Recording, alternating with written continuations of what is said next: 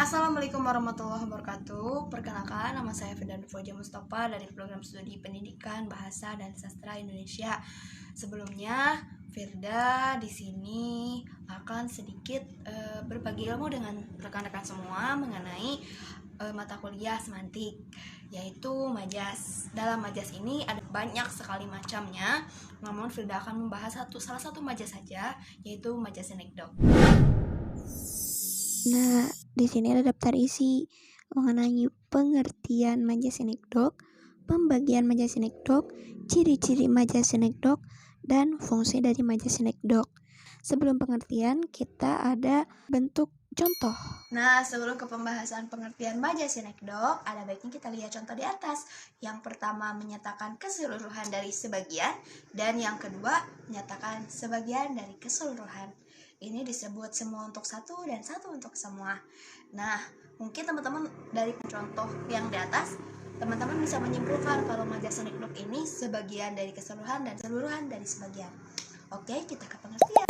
Nah, jadi, majas anekdot merupakan gaya bahasa yang menggunakan sebagian dari suatu hal untuk menyatakan semua bagian tersebut, atau disebut juga pars pro toto, atau justru menggunakan semua bagian untuk menyatakan sebagian hal tersebut, disebut totem pro parte atau totem pro parte.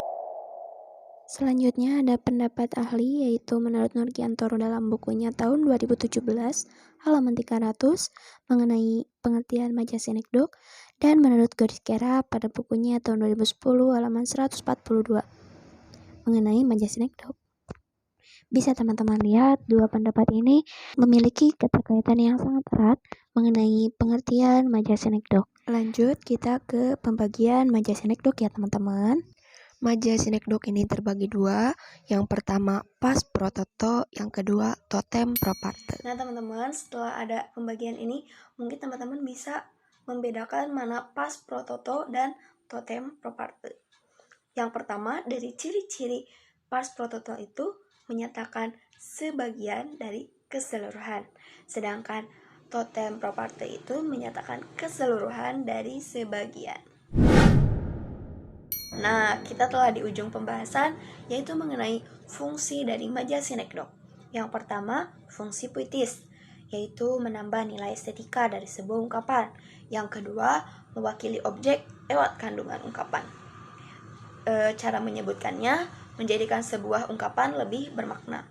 Yang ketiga, memberikan pemaknaan lebih dalam sebuah tulisan. Mungkin dalam fungsi ini memiliki fungsi yang relatif satu untuk semua ya.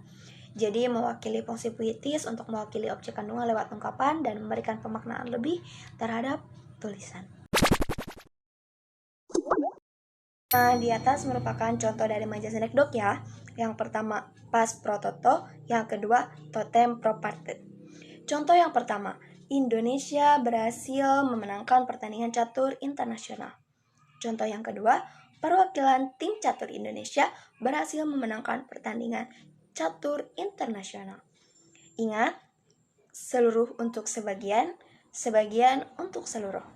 Yang pertama, Indonesia berarti keseluruhan yang mewakili sebagian. Yang kedua, perwakilan tim catur Indonesia yang berarti perwakilan sebagian dari keseluruhan.